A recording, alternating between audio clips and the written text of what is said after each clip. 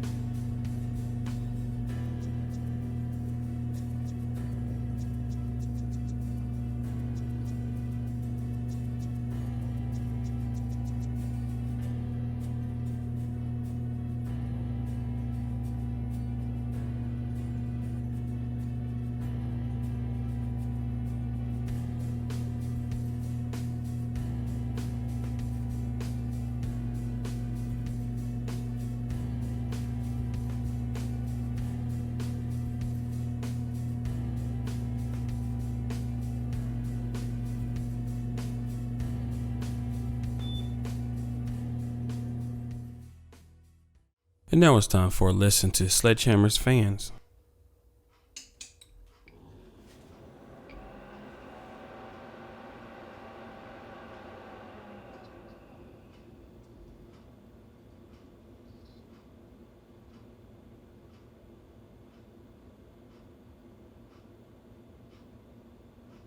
If you listen carefully, you can hear the clock in the background, which is about the same volume as the fans of the computer. I can slow the fans even more and make the computer run even quieter, but I prefer to have better cooling over silent operation. This is a production computer after all.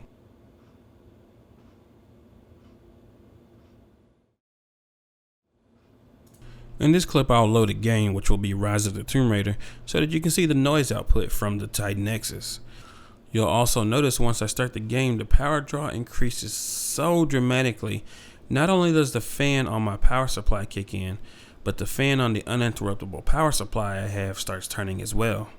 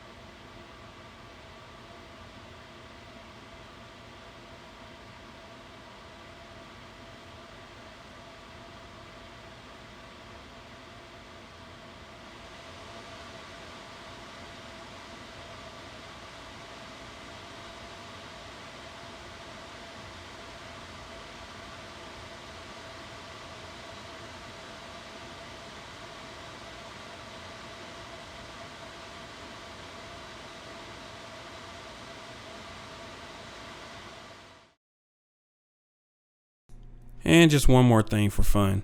You may or may not remember that the fans that I use in this computer are the Noctua 3000 PWM fans capable of running up to 3000 RPM.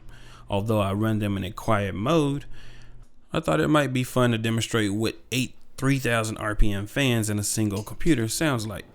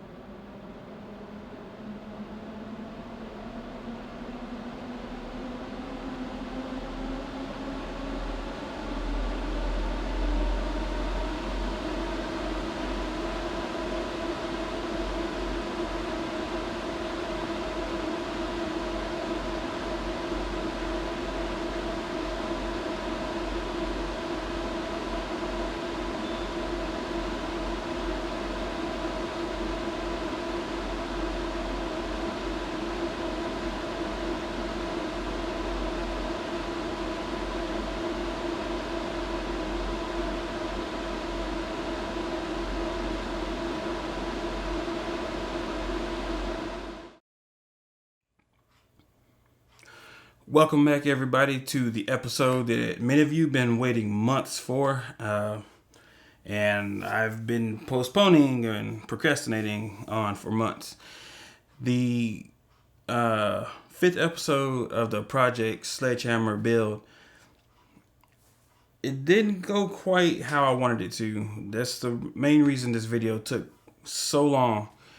The number one thing we had, I left, okay, let's go back. On episode 4, I left off, I was still completing the build. I was putting the parts in there. The reason that video cut off is because I was at like 5 hours recording at the time. My memory card was pretty much full, and I just basically had to stop because it was going a lot further than I thought it would. When you fast forward, this build actually went well into the next day. I ran into problems because the computer is so physically big that wire management was a pain in the butt. And to this day, I still don't have that machine wire managed in a way that I personally just find pleasing. And you'll see that in my videos as I roll through the footage. Unfortunately, there's not really anything I can do about it. And the reason that it's not wire managed any better is kind of because it's actually, there's actually two parts to it. One is because of the case. The way that this Mercury S8 is built is got features built in for wire management, but what you don't realize and what they don't really tell you when you buy the case is that when you get the SSI EEB motherboard tray and you put a motherboard that size on it, you're covering up 4 holes that are meant for wires to run through so that you can wire manage. So at the end of and you see this in my videos, at the end of the board where the SATA connectors and things are, the points beyond where the video cards leave off, that's where the wires are supposed to come up, and that's where all the wire management is supposed to take place. But unfortunately, this board is so freaking huge that you just don't have that luxury.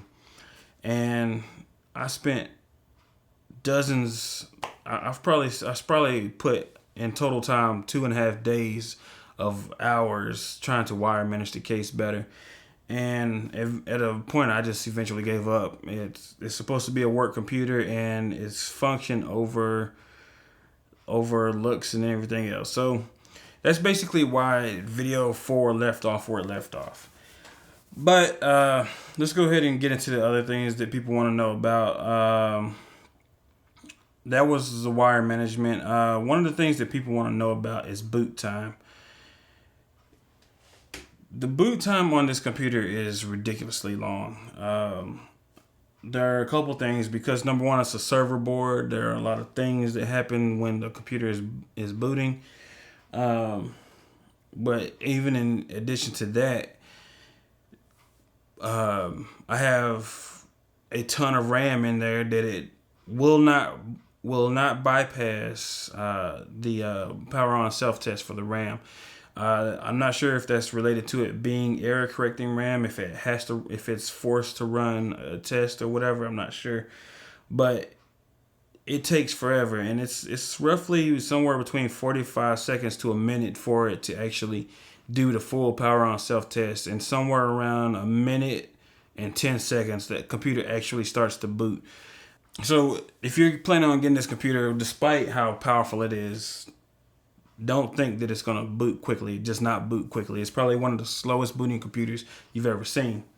But with that said, I never turn this computer off unless I'm actually working on it or servicing it or something. This computer runs 24/7. It actually goes into sleep mode, unlike my last PC. And when it comes out of sleep mode, the monitor actually takes a lot longer to turn on than it takes for the computer to come out of sleep mode and for it to be ready to go.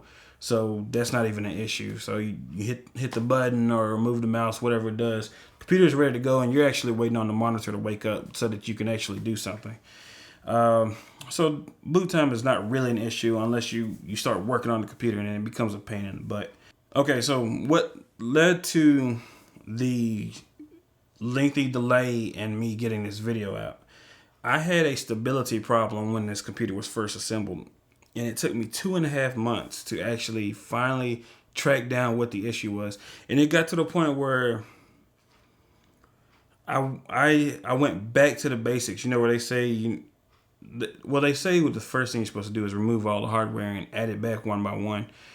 And I probably should have done that, but given the long boot time and given how much hardware is in this computer, I really didn't want to do it that way, and I probably should have, given hindsight, 2020 and all that stuff.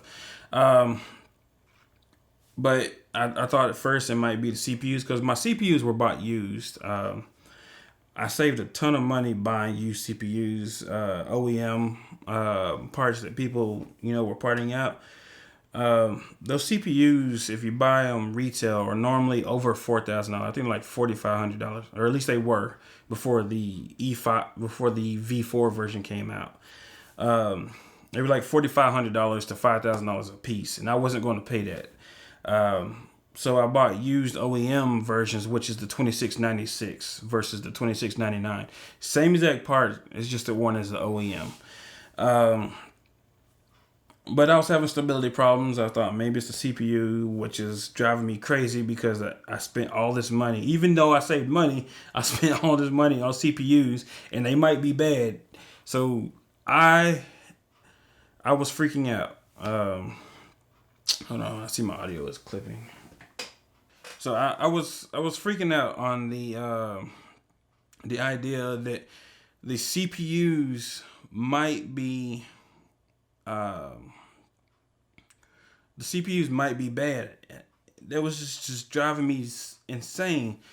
And I was thinking, oh man, did I just waste my money? And there was I bought them on eBay. You only have so many days before you have to return them, or before you can make a claim. So I looked at that and I was like, I started thinking about it. I was like, what is the real likelihood that an Intel CPU would be bad? And after a while, I got over that pretty quickly. So I started thinking maybe it's the memory. I put 8 sticks of RAM in this computer, and 32 gigabytes each stick. There's a lot of possibility for something to go bad there. So I ran a memory test, which, by the way, when you have 256 gigabytes of RAM, takes a long time. Oh my goodness. I think it was somewhere around 24 full hours to run that memory test. It was ridiculous, but it came out clean. There was nothing wrong. So I moved on, started doing other stuff. There was this point in time where I started reinstalling Windows, and I would do a fresh install things until the computer started having stability problems, trying to see if maybe it's one of the programs I installed. And I reinstalled Windows probably 15 times in that 1 week, trying to figure it out. When it came down to it, everything done, everything solved. I finally got everything what seemed like stable and installed everything else. And then I started noticing that the problem would happen when I opened Chrome. And it somehow had something to do with hardware acceleration in Chrome.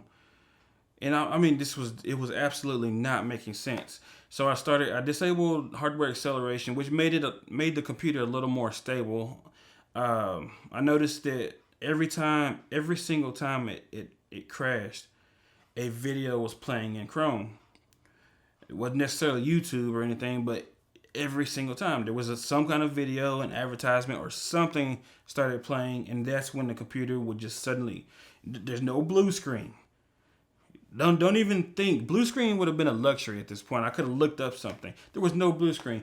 Everything would freeze on the computer, and after about 5 seconds, it just restarted. You would see the post screen again.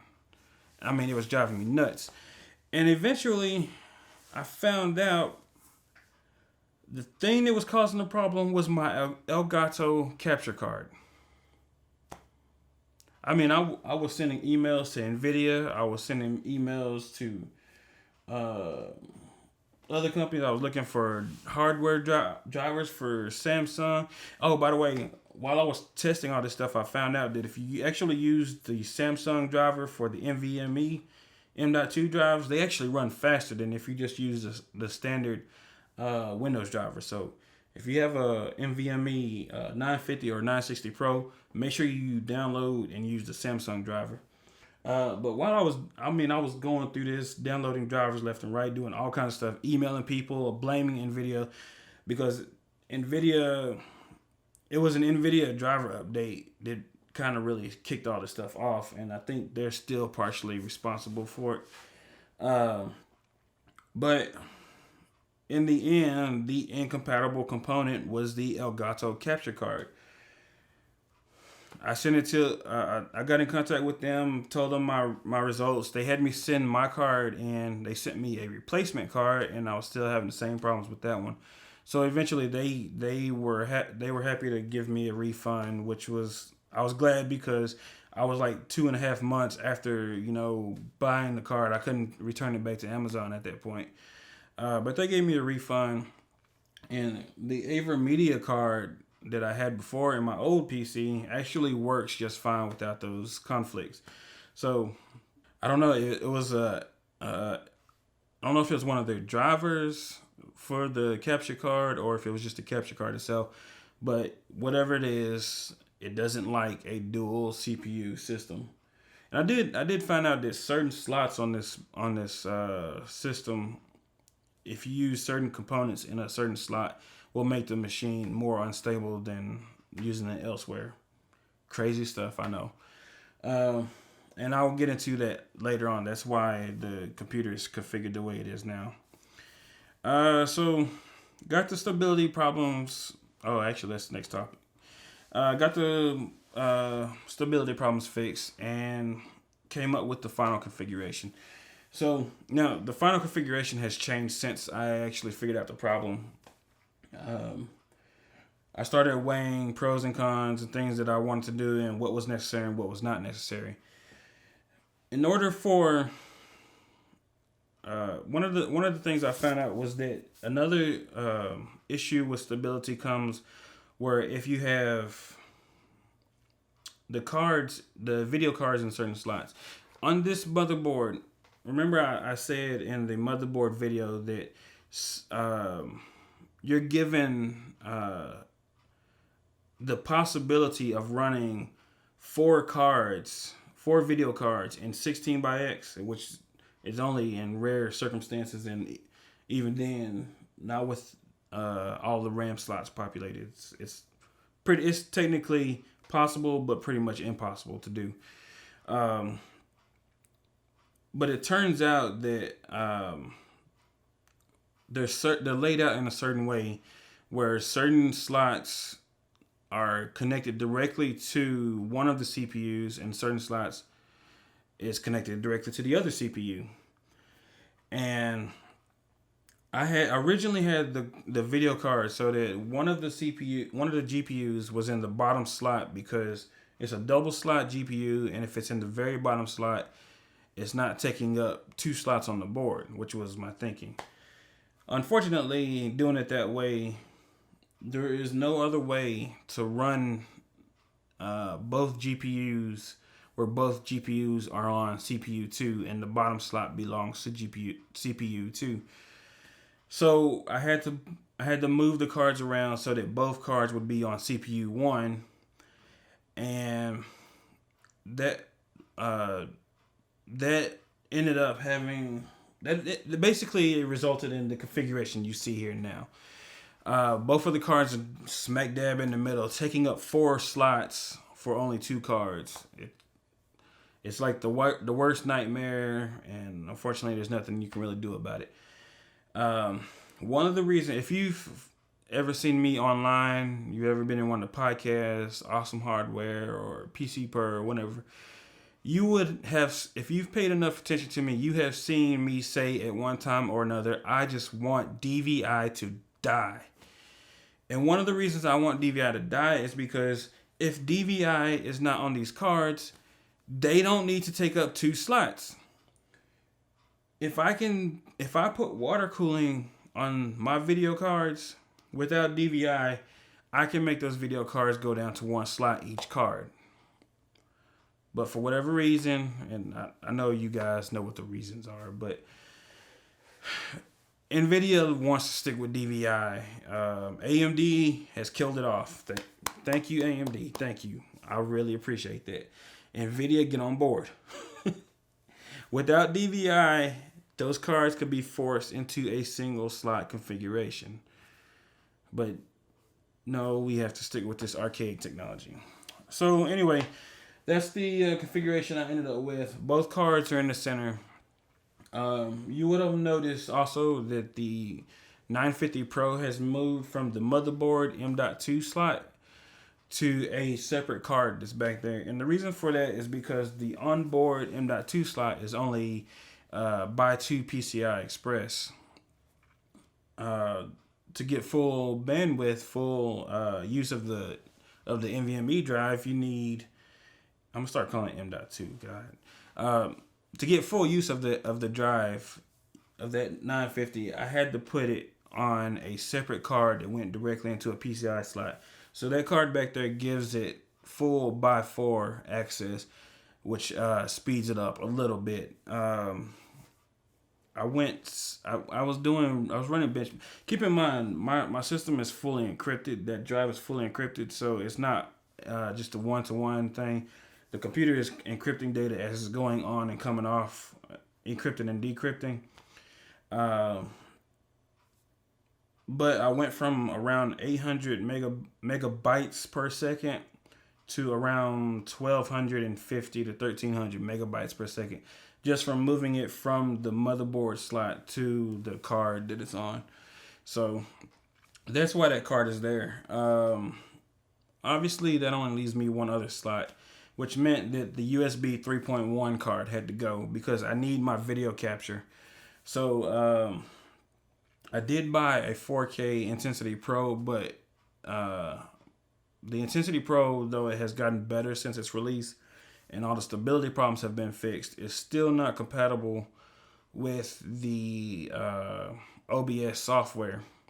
So still yet, I don't even have the Intensity Pro in there. I'm still running my AverMedia card. I'm actually going to get rid of the cards altogether and go with the I think it's AVIO. I'm not sure. It's a 4K capture device that's USB. Linus on Linus Tech Tips has been using it lately, or actually more Luke has been using it. USB is a better option anyway. That way it's not taking up a PCI Express slot that I can use for something else. Also, with USB, I have the option to run multiple of those capture devices. So I'm going to get away from the capture cards altogether and go to those things where I can hide it back there and do whatever I need to do. And hopefully I won't have the stability problems I had with the Elgato. It sucks, man, because the Elgato capture card looks far better than everything else on the market. All the rest of them are completely ugly compared to it. So that's why it's configured the way it is. The drives are down there in the bottom. Power supply is hidden down there. If you have any questions about anything else, the way I configured it, let me know and I'll answer those down in the comments. So why did I go with air cooled? That's a question I'm asked a lot. I bought a case that is traditionally used for water cooling. I did not buy it because it's used for water cooling. I bought it because it's huge and I put a lot of hardware in this system. I bought the acrylic panels simply because I'm a YouTuber. If I wasn't doing YouTube and I wasn't making videos and showing off my computer and doing all this stuff that I do all the time, I would have gotten regular black panels or maybe the vented ones with the for the fans or something. All this acrylic stuff, I only did that for show. Why air cooled? Because this is a system that is critical to my operation, and it must have a what they call it, the all nines or whatever, 7 nines or something like that. It needs to be up 24/7 is the bottom line. I can't have a computer that starts leaking all of a sudden, or all of a sudden something starts running hot or whatever, and it takes 2 days to tear down and put back together. I have to have the computer so that if something happens, I can rip a part out, put it back in there, and it's ready to go. It's a mission critical system, and it has to be up at all times. I wish I had the luxury to do what Jay does with Skunkworks, but hey, I'm small time. He's big potatoes. I'm like tater tots over here. Sorry. So anyway, that's why I went air cooled. The 950 Pro. I mentioned how moving it, I got better transfer rates. One other thing I want to mention is that I ran some benchmarks on the system at one time that hit it pretty hard, and I was actually able to get that thing to throttle. So the company Alpha Cool makes a heat sink that goes on there. There's only one website that sells it right now. mnpctech.com, I think. Made for M.2 drives. Definitely get that if you want something that looks good. If you don't care about how it looks, just go get one of those $5 cheap heat sinks off Amazon. It definitely needs it. The thing was so hot I could not touch it. I mean, it got that hot. It's not like normal SSDs that they might get a little bit warm. No, this thing gets hot when it's pushed really hard. So that's just one thing to keep in mind. The 960 is supposed to be better, so if you can get the 960, go with that. Also, the 960 comes in bigger sizes. Adobe problems. This computer was built specifically to run Adobe software, but what I found out was disappointing. I thought Adobe software was the enterprise standard, the professional software that the pros and all the big time guys go to, and that couldn't be further from the truth. Adobe Premiere doesn't even come close to taking advantage of the hardware I put into this system. Just let me go ahead and put this out there. If you're going to build a dual CPU system, you want to get the two of the Xeon quad cores, 6 cores, or 8 cores, depending on how much threading you want to do. If you get two 8 cores, that's 16 threads each, 32 threads total. But here's the problem. Premiere only uses between 4 to 8 cores at any given time. And how many of those cores it will use depends on how many GPUs you're using to help render, and also what resolution you're using. So if you have a 4K video and you have 2 video cards, at any given time, Premiere only uses roughly 6 cores. And not only that, if you have more, it actually slows down. Now, if you go to Puget Systems website, if I remember it, I'll put a link down in the description below.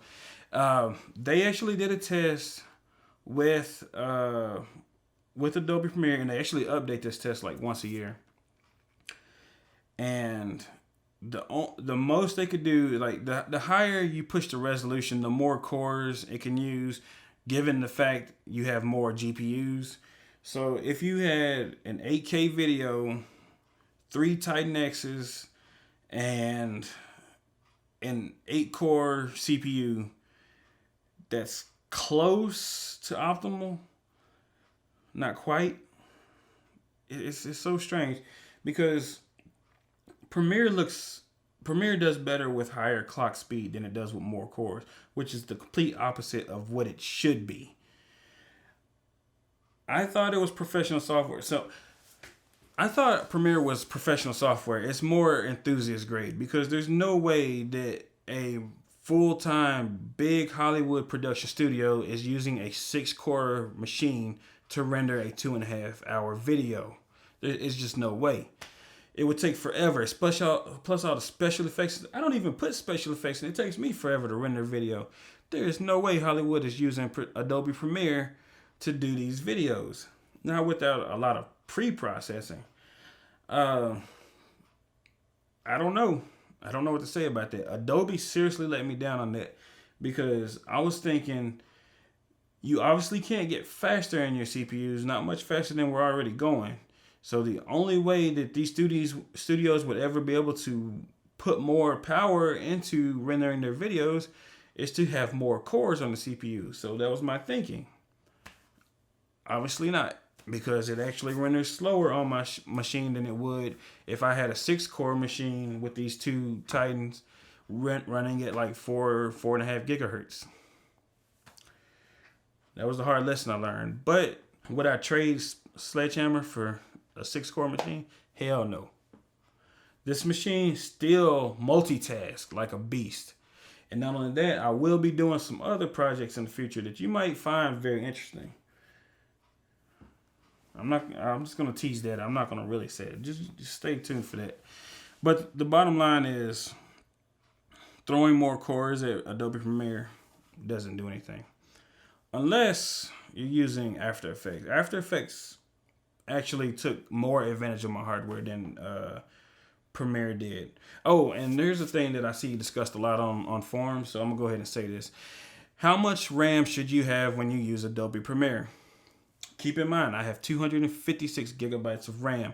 That's way more than most of you have. And if you actually have 256 gigabytes or more, let me know because I want to see your build. Adobe Premiere, when it's running at its full, keep in mind, I don't use a page file. I delete it. I've disabled all that crap. I don't need to be paging stuff to my SSD. I have more than enough RAM for that. So when I use Adobe Premiere, everything is in RAM. Adobe Premiere likes to use, on a 4K video, likes to use roughly 50 to 55 gigabytes of RAM. So if you're building a machine and you want to know how much RAM you should have, 64 gigabytes is where you should be looking if you're going to be doing 4K video in Premiere. That's a question I see a lot online. I'm pretty much the only one that can answer that in most of these conversations. Have I seen more than 55 gigabytes of usage? Yes. This machine, the reason I chose 256 gigabytes of RAM was because After Effects can use it. And I don't know, I've heard people saying that it uses the things that use more RAM is because the operating system is not optimized, which doesn't make sense to me because if a program is using this much RAM, that's how much RAM it's using. But anyway, The max I've ever used was just a hair over 220 gigabytes while rendering the preview that you see on my videos for a Technoscope review. That thing where it shows all the pictures and all the little things come in, and it shows Technoscope, and you hear Kendall say that this is Technoscope. Welcome to Technoscope. That little clip, which is only like, I think it's like 10 or 15 seconds. It took up 220 gigs of RAM on this machine while rendering that. So if you want to know how much After Effects will take, damn near whatever you'll throw at it. But for Premiere, about 64 gigabytes. Let's see. So would I do anything differently? Not really. If I was going to build another machine, I would probably go with 2 8 cores or 2 6 cores. Whatever the fastest Xeon is right now, because obviously clock speed matters more than having more cores for rendering. But on this one, it was a good learning experience. So no, I would not really change anything on it. And like I said, this computer is going to stick around for a while. It may get upgraded. Things might get swapped in and out. And I already planning on getting a 960 to replace that 950 in there. So, but I'm not replacing Sledgehammer as a whole. It will be my machine from now to the foreseeable future. So I ran a bunch of benchmarks. I really can't go into what happened on those. I will show those at the end. People want to know what the graphical performance is on this machine. So I ran those benchmarks just for you. SSD benchmarks don't really matter. You can see those anywhere. The graphical performance is not really going to be anything different than what you've already seen, because graphical performance is almost always limited by the GPUs. And despite how many resources I put into this machine, it still only has two Titanexes. So what you should get for a couple Titanexes that aren't overclocked is about what you should expect. So I'll put those at the end, but let me go ahead and go into the pricing, because people always want to know how much this machine costs, and I finally added it up today. So this is news to me. I finally know the total price tag of Sledgehammer. So just let me run through this real quick, and I'll try to lay out this stuff right here so that you can see it while I'm doing this. The motherboard, the Asus Z10PE D16WS, which stands for workstation, motherboard was $459.99. The CPU, keep in mind there are two CPUs, Intel E5 2696 V3, the same thing as the 2699, only the OEM version. I only paid $1,350 for them. Remember, the retail version, the $26.99, is like $4,500 to $5,000 a piece. I only paid $1,350 a piece. There's a big savings right there. eBay is your friend. eBay and research. RAM, 8 sticks of 32 gigabyte ECC registered memory modules. 256 gigabytes total capacity. Those were $219.59 each. And there were 8. The GPUs, Titan X, pretty much everybody knows this. Titan X, the Maxwell edition, not the Pascal. $999 each. On storage, it's booting from a 950 Pro 512 gigabyte. That was $326.25. And also, by the way, these prices are before taxes and shipping and handling. These are the prices for the components themselves. The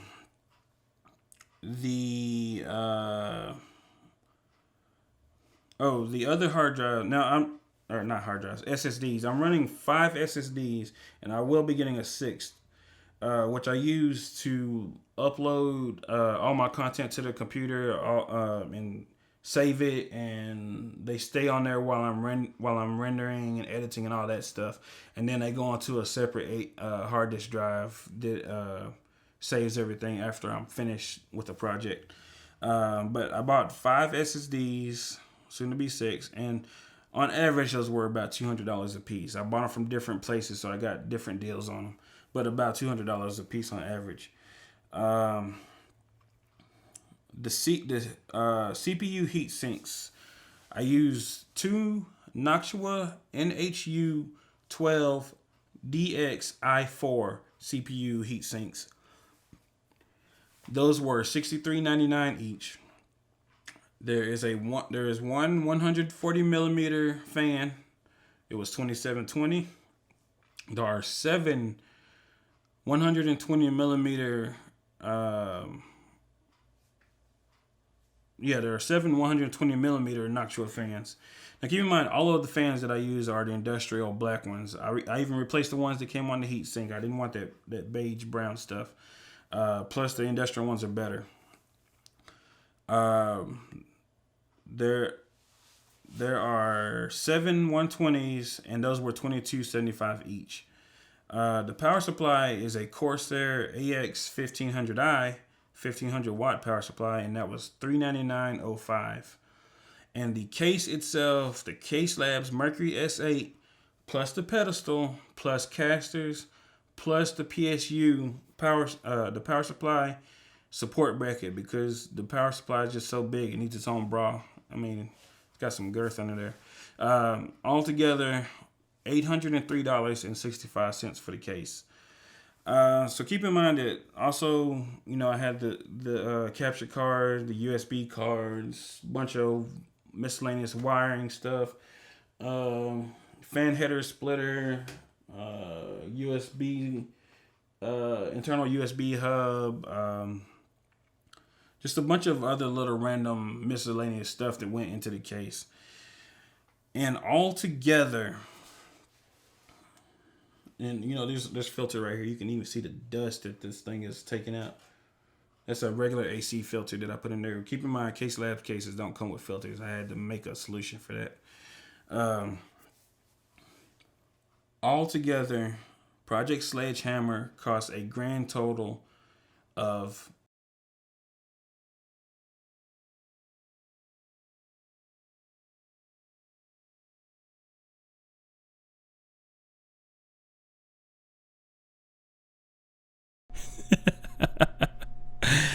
Okay, guys, I'm just joking. Back to the video. $11,724.09. So, there you have it, guys. I hope you enjoyed all this stuff. I will show the benchmarks at the end of this video. If you have any questions, leave those down below. This will probably be the last video on Project Sledgehammer unless I make a major change to it. But again, just go ahead and leave those comments down below. Ask any questions you want. If there's anything else I can do for you, let me know. There have been people who are building similar things who have emailed me or texted me and asked questions about it, and I try to help anybody that sends me a message, because this is new territory for a lot of people. It was new territory for me, and like I said, it took me 2.5 months to figure out what was going on. So if you have any problems or anything, just let me know and I'll see if I can help you out. Obviously I can't do tech support over the internet, but if there's any bit of knowledge that I can give you, I'll go ahead and do that for absolutely free. All you have to do is watch my videos.